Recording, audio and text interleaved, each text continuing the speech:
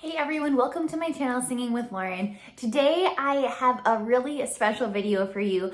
I interviewed one of the teachers at my studio, Singing with Lauren, and her name is Rebecca. She is so awesome. She's a great teacher. Her students are loving her so far. She just recently started with us, and I thought I'd bring her on the channel so you all can get to know her.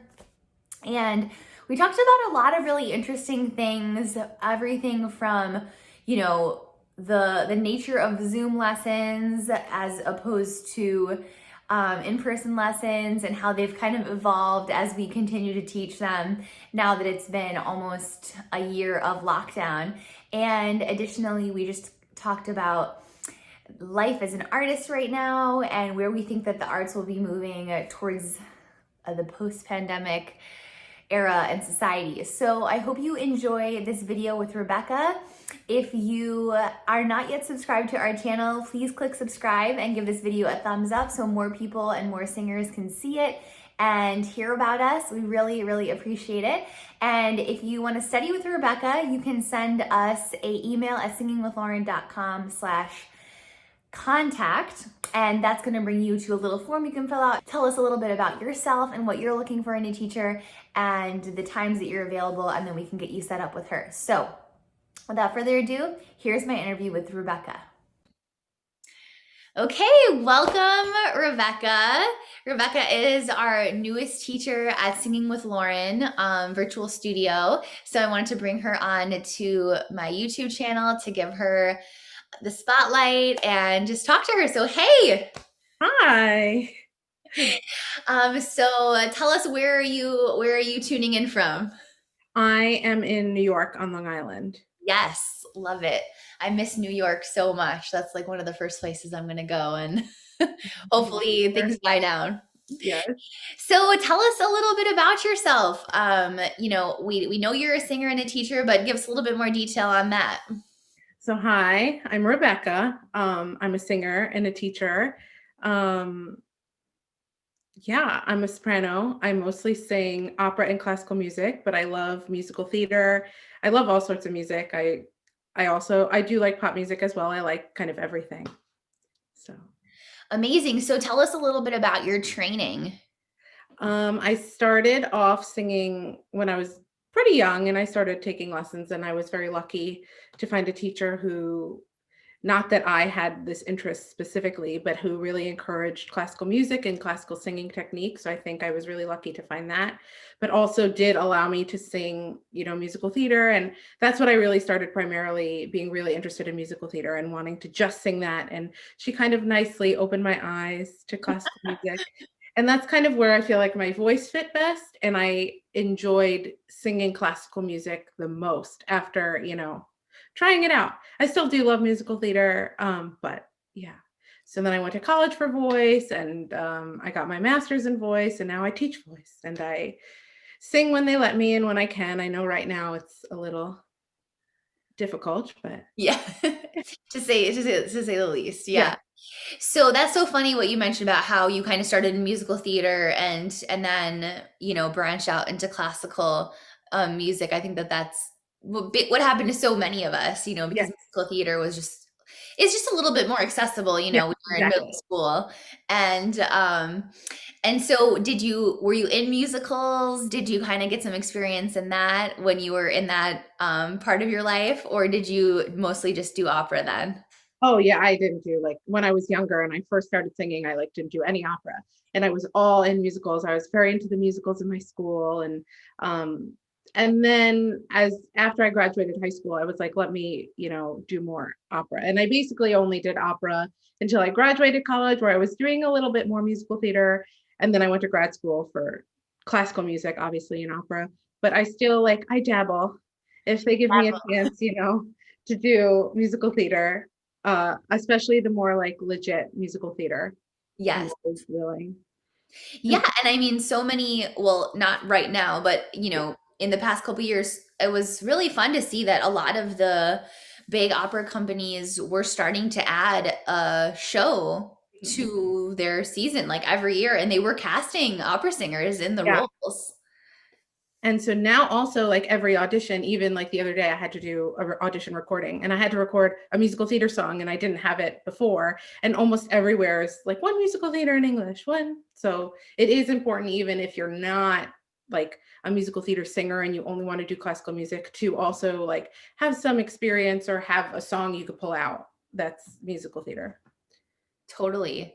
So at what point during all of these studies did you kind of make the decision that you wanted to pursue music professionally, and what did that decision look like for you? Was it a big decision? Was it just like obvious, or how did it go? It was kind of like, I feel like a slow roll. And I remember my teacher, and it's funny now as a teacher, I find myself doing this to my students, and it's very interesting. Around like my sophomore or junior year, she was like, "Do you want to go to school for music? Not that you need to tell me this second, but if you do, we need to kind of kick it into overdrive, now, because you don't want to show up, you know, September of your senior year and show up to a new teacher or your old teacher and be like, oh, I need 500 songs for my pre-screening. So I kind of like, she kind of planted the seed then. And then I was like, why don't I like, this is kind of what I think I want to do and I want to go to school for. So I guess not that it wasn't like an aha moment and it wasn't like a big last minute decision or anything, but it was kind of a slow roll. Yeah, that's so interesting. So when you find yourself having that conversation, what are some with your students now? Like, what are some of the um kind of questions that you ask them, and to kind of like help point them in the right direction when they're like, I think I might be interested in doing this, but I'm not really sure. I find I don't wanna, like, ever push my students into doing this is a career Right. path unless, of course, I want them to come to their own decision. I don't want them to feel like I'm pushing them and Right. they have to, like, tell me even if they don't want to, they have to tell me it. Like, I never wanna put a kid in that position, so I always just kind of plant the seed, and then I don't say anything, and I let them hopefully will come to me with ample time to prepare. I hope that and usually they do if they want to, and if not, I just kind of let it simmer because I never wanna feel like, oh, you're really talented, if you don't do this, it's really a waste. Like I would never want, because I do know people that had that experience or like burned out too young. So you never want that. You always want them to come to their own decision. Yeah, I mean, I totally agree. I think it's just such an interesting topic because I had teachers that went both ways. I had teachers say like, you should definitely not go into performance. It's like so hard to like make a living and like all of Yeah. those. And then I had teachers that are like, you know, were more neutral. And then I had teachers that were not pushy, but saying like, it is possible. And so I always enjoy hearing other current teachers' opinions on, um, guiding students, because you at the end of the day, you have done it. So you might not know like, oh, this person like specifically has what it takes, but you're like, I know that about specific students. I'm like, this student probably could do it, Yeah. if they wanted to. So but you're right. I mean, and we saw a lot of those people. I mean, at least I did, who, were convinced into doing it by other people. And then by the first semester, they're like, I Yeah. don't want to do music theory. I Uh-huh. don't want to do like all of this other Yeah. stuff that goes with a music degree. Because I mean, it's hard. It's a hard path. I mean, even in school, it's a hard path, I would say. Yeah. Oh, definitely. So what were some of your like life-changing teachers that you had? Do you remember? I mean, I'm sure you remember Yeah. them, but do you have any like specific stories that you'd like to share? I mean, all of my teachers have mostly been like really great. I've had a lot of teachers. There's two that really stick out in my mind. My first teacher, who I still talk to now, who was my teacher from when I was 14 to when I went to college. Um, Wow, that's a she long was, time. yeah, she was a retired opera singer. So there was so much, you can learn from her. And still there's so much, of just life experience she has.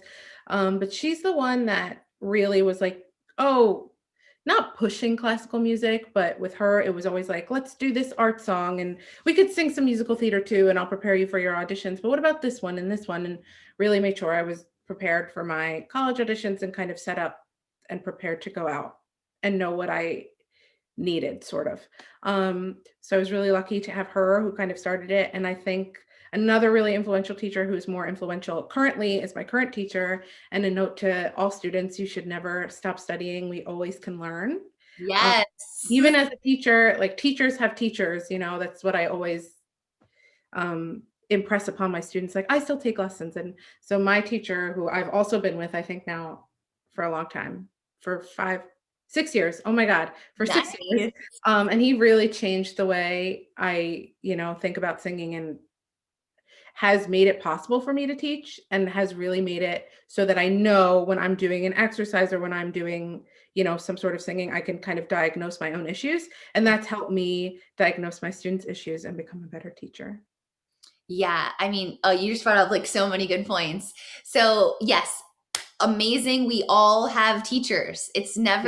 It's not like a end of the road kind of thing. It's like you can continue on. I mean, that's not to say that you do like the first couple years of lessons, I would say, especially for people that are taking lessons with us, the first couple years, I mean, you make a ton of growth and improvement. And, we're still studying because obviously we're professional singers and we are continuing to pursue performing opportunities as well. But it's so the idea that there's always something to learn shouldn't be a negative thing. I think Yes, it's a positive thing. it It's is. something that you can, I mean, if you wanted to, you could take lessons forever. You can never get sick of it. I mean, you might switch around teachers, you might try different styles of music and whatnot. But that's so exciting, and I'd love to hear more about your teacher later. But I Oh, love taking. I probably should have said their names. I never said their names. I was just Yeah, like, yeah. You give them a shout out. Give them a shout my out. first teacher that I had when I was in high school and younger, it was Carol Dovan. And my teacher now is Tom Goodhart. Nice. Just Yeah, and that's such a good point too. Is I love taking lessons with my friends' teachers because I'm always like, it's like the best kind of review you can get, right? It's yeah. you know everything about them. So that kind of brings us to the topic of Zoom lessons. So this is the first time many of us have like significantly taught on Zoom, and now we're pretty much almost a year. Yeah. Almost, I think we're like about 10 months into this whole pandemic life. So what did the switch to Zoom lessons kind of look like for you, and what have you found works really well for you and for your students in kind of handling Zoom lessons and in handling the challenges, but also the positives of kind of the switch to the online world?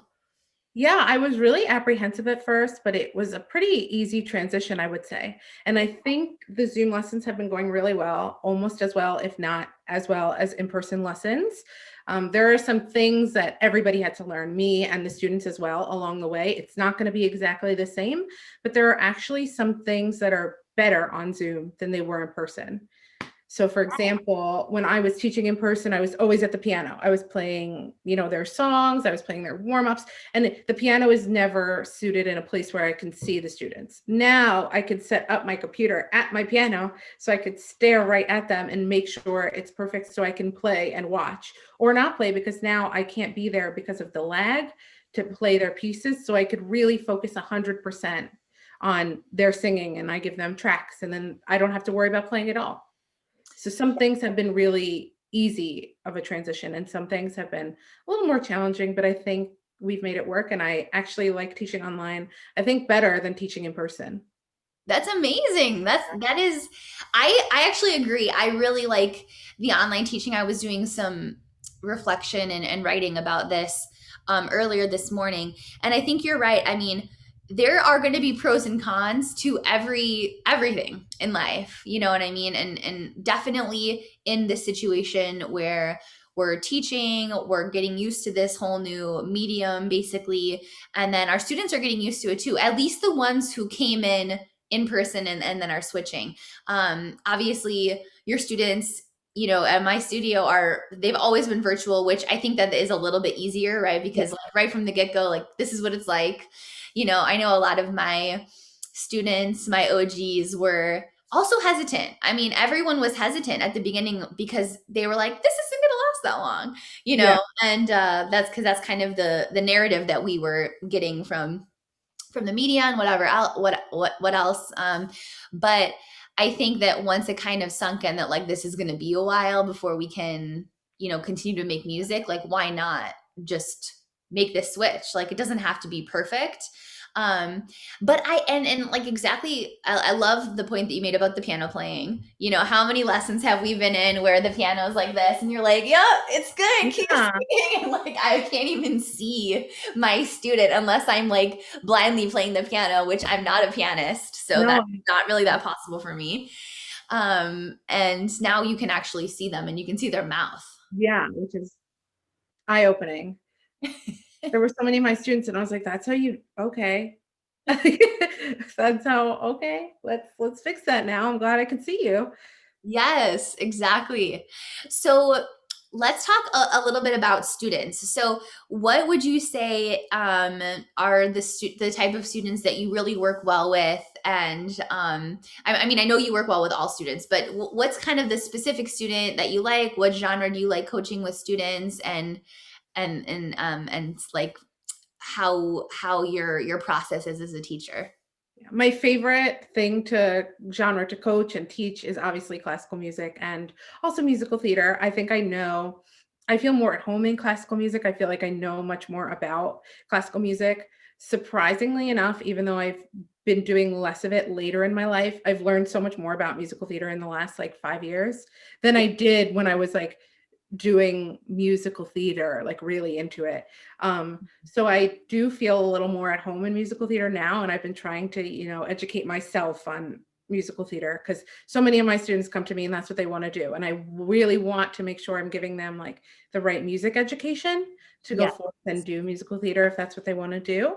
But yeah, classical music, I always feel most at home yeah, coaching that. definitely. Um, and I love getting students that are like 12, 13, 14, and then keeping them through. Like I love to see the growth.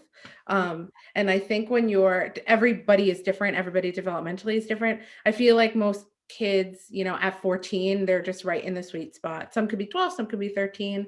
They're right in the sweet spot of when to start and when we can start really like working on singing and singing well Hmm. and get to the core of your voice. Because when they're younger, I mean, it's awesome when they're younger too, but it's more music appreciation, when they're younger and just making sure they're singing Definitely. healthily, which Definitely. is very, very important because a lot of kids also Yes. don't necessarily sing healthy. So it is very important to do that. But I feel like we really start getting into the real voice lessons, like how I know them anyway, because I started when I was 14 as well, like around that age. And Yeah.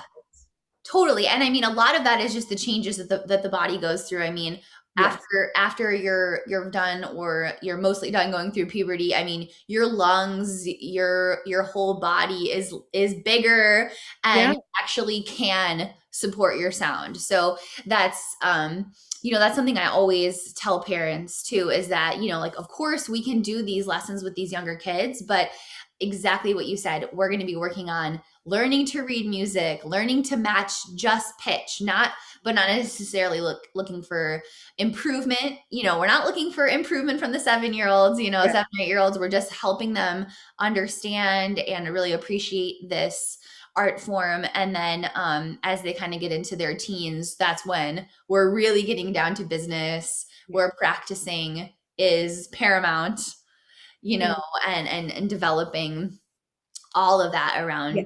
around their musicianship as well. Yes. So, what would you say to maybe someone in their teens or maybe even an adult who wants to take voice lessons, but they're kind of like just they need a little help over the leaf?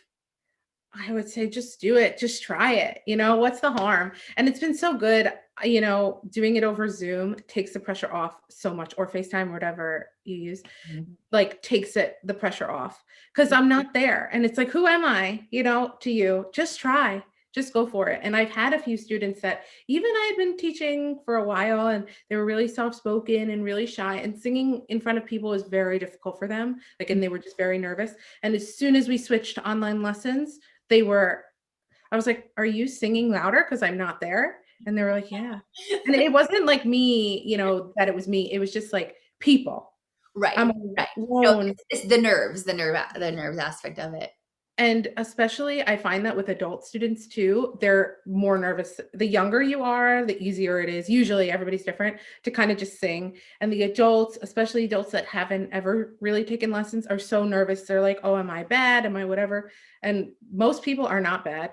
Most people actually have nice voices, and we can really, there's maybe things, but there's things, I have things. Everybody has things, right? Right, We could totally. always work with it.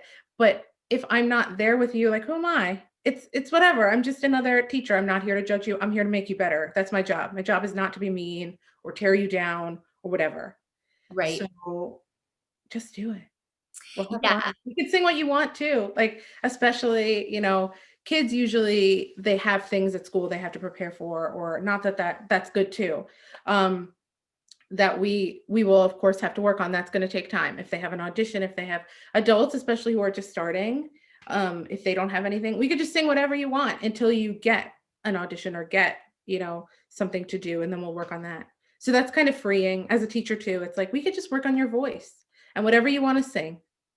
Yes. I totally agree. Whenever I have a student that's like, let's just do warm-ups today, I'm like, great.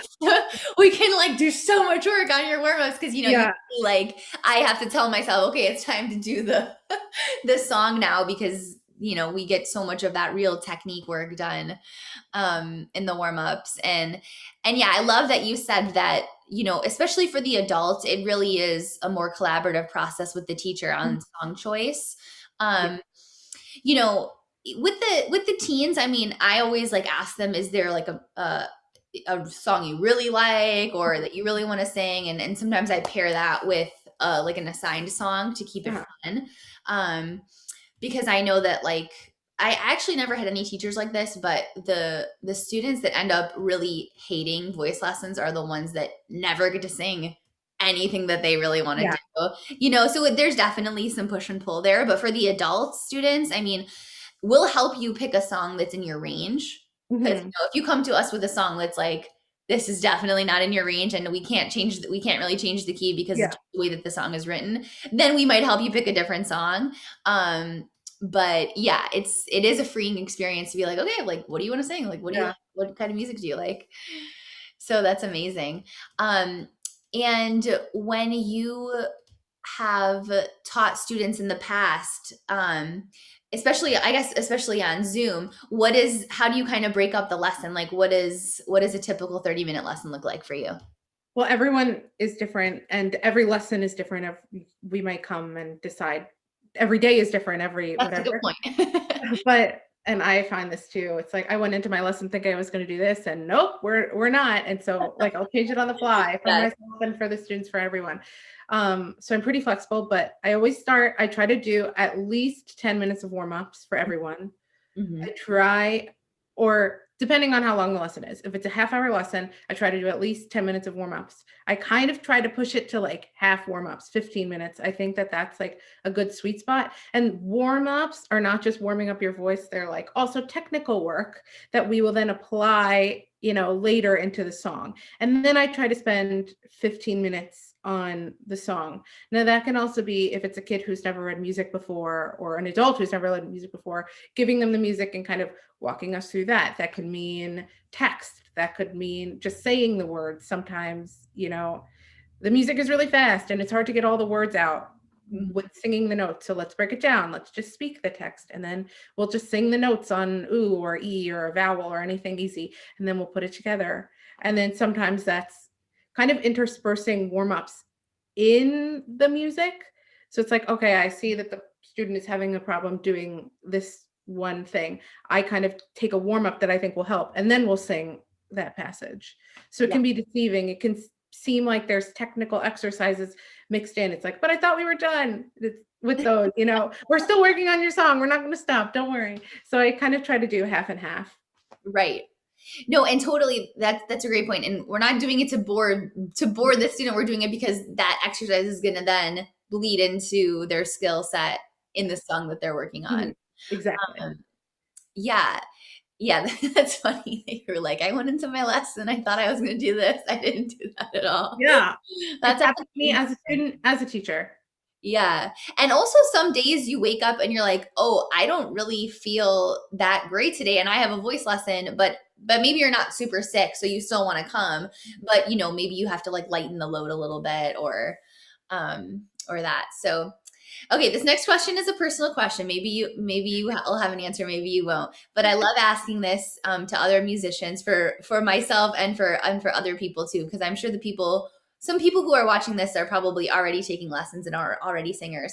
So what is a point in your career so far that you thought you might quit, or you came across a really tough point, and obviously you're still here, you're still going for it. Yeah. So what kind of helped you get over that? I mean, I know I have probably like 10 or 15 I examples. know. I'm like, I have so many. Which do I pick? Um, Whichever yeah. one feels the easiest to share, you can pick that one. I mean, dealing with rejection can be hard. So I'm sure every singer should have like 5 million rejection stories that are so fun. But I Yeah. think getting over that hump, and this was really kind of important to me, and I think led the way, was kind of when I was in high school and I was singing. I mostly, got all good feedback, which is great. You want to be encouraged when you're young, because you hear all these sad stories of people like, oh, someone told me when I was 7 I couldn't sing. And you're like, what? You never want to be that. So it's always good to encourage and see where the cards lie. And so, of course, I didn't get everything I ever wanted my whole life or anything, but I always did my school show. I always got in, even if I didn't get like the best part or the part I wanted. I always got in. I always was doing it. Like I always kind of got that stuff. And then when I was auditioning for colleges, that's not how it works. Right. And that was kind of the first in my face, like so many rejections. I obviously got into schools, but like more rejections than I was prepared for, I think. I don't think I didn't think I was going to get in everywhere, but I didn't I just think I didn't think about it. I just was like, I'm going to sing. And to me it was so personal. I was like, they met me, they talked to me, they heard my voice, and they decided no, you know? Yes. And so it's so hard. You're like, that's they hate me, It's the like first time, it sucks so hard. yeah, and it's different, at school, and when you're doing these things, they really know you.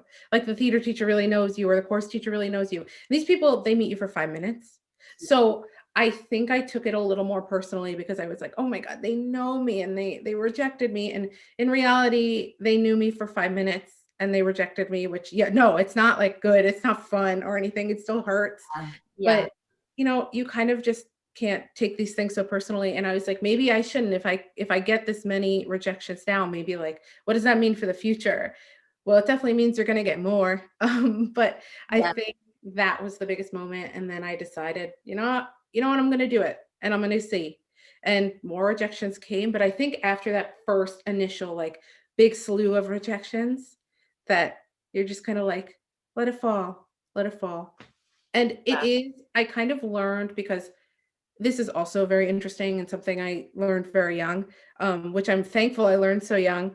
When you're in high school and you don't get the part you want, you're still in the show. You still see it like every day in front of your face. Oh, that's what I didn't get. Oh, that this person's better than me and they got whatever. But when you don't get into a school or you don't get into a production and you were rejected, you don't see it. You're not faced with it every day. You're faced with it one time and you let it go, and that's Yeah. it. So Yeah. it's easier and harder because there's more of them and you're like, there's more people that met me and didn't like me. Oh, great. And that's never a good feeling, but it's easier and harder. It gets easier as you move forward, which seems weird. You would think it would get harder, but it doesn't. Yeah. Oh, that's definitely going to be the title of this of this interview, something about dealing with rejection. But oh no, rejection isn't personal. Yeah. That is so powerful that you said that. And I saw that written a couple of days ago too, and I thought a lot about it because the definitely the rejection that I've gotten, that I took the worst, it's because I thought it was about me and not about the situation or how many people Yeah. were auditioning and how many people I was up against. And you're right, like it's there, the longer you go, the more rejection you get. It's never like a point where you're like, yeah, this year I didn't get any rejection at all, Yeah. because rejection just means that you're trying. Yeah.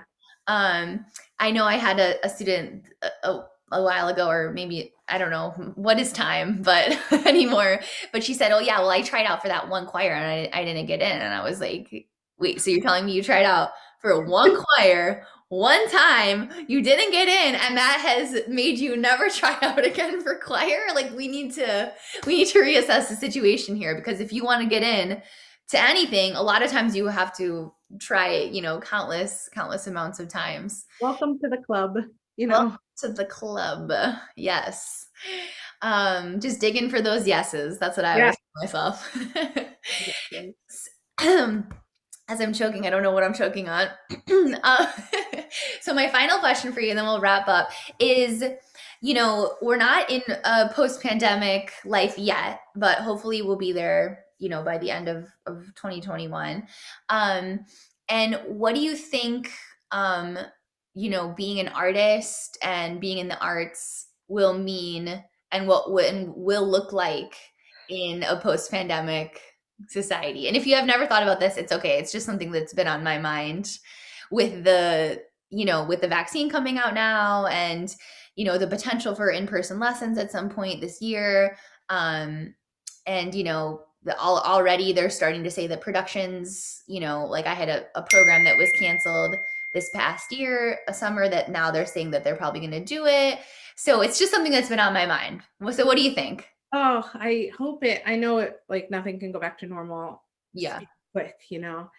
Um, but I can't wait to be able to like sing with other people again and Yeah. not fear for my life or their lives. And like be able to watch performances. Like I had tickets to see, a few shows that I was really looking forward to, and those all got canceled too. So not just only be able to be participating in a performance, but be able to watch a performance in person, because what I was afraid would happen too, and it's been happening before the pandemic, is people are like, oh, why should I pay to go see a show Mhm. live when I could just watch a show that was taped online? And you saw it was great what happened. Like Hamilton was on Disney Plus. That was so fun. That was so great that everyone got to see Hamilton. Or like more shows have been, videotaped. But it's not, to me anyway, I don't know, maybe I'm different it's than most people, and I probably am because I'm also a performer. It's not the same even a little. It's Yeah. something, and it's like, yes, I would rather be watching it at home right now in this moment when I don't want to be sick, and I don't want other people to be sick because they went to, a show. But I'm hoping when the numbers go down, everybody will want to go see the live performances again. And that's the thing about live performance. Everyone says it's dying and this and that, but it's been around for so long. And the movies, like the television's going to ruin it. And that's an old thing. Probably before we were born, they were talking about, oh, now that we can watch movies, or now that it's on Disney Plus now, which is current, everything's going to shut down. And obviously it hasn't. Obviously there's still a need for this live performance, Yeah. even if you're not a performer. Yeah. Oh, I can't wait to go to a Like, concert or an opera or anything. anything. Let me sing for you. Like, Yes. Do you follow dude with the sign?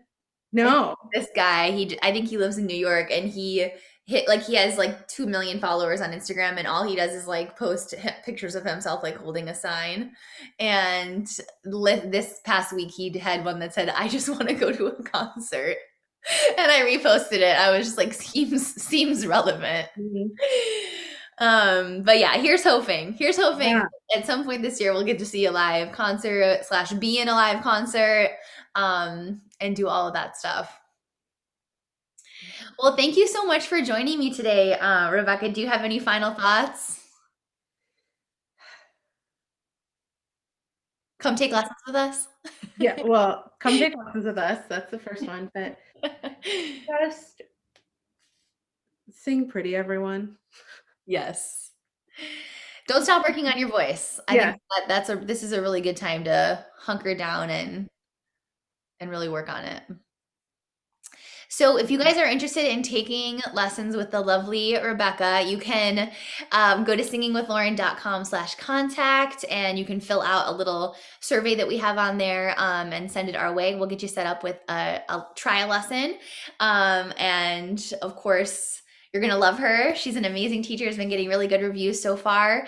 Thanks again for joining me, Rebecca, and we'll chat soon. Thanks, everyone. Thank you.